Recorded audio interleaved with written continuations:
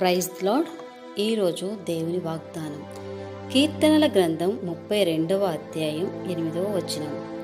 నీకు ఉపదేశము చేసెదను, నీవు నడువవలసిన మార్గమును నీకు బోధించెదను, నీ మీద దృష్టి ఉంచి నీకు ఆలోచన చెప్పెదను.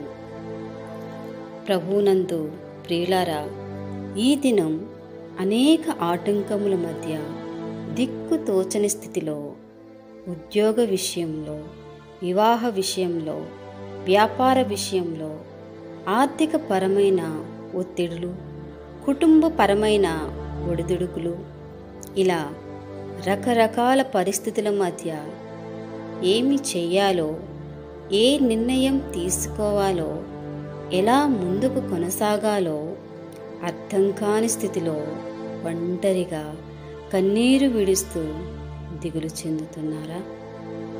దిగులు పడకు. నీ మార్గము సర్వశక్తిమంతుడైన యేసయ్యకు అప్పగించు.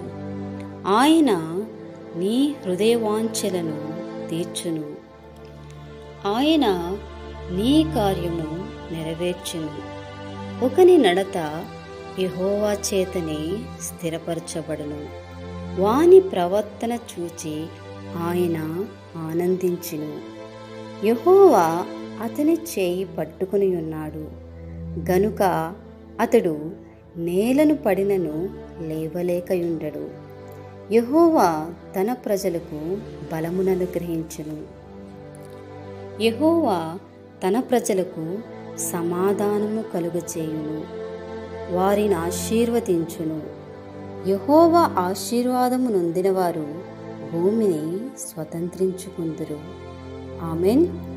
ఈ దినం ఈ వాగ్దానం మీ జీవితంలో నెరవేరాలని కోరుకుంటూ మీ ప్రియ సహోదరి.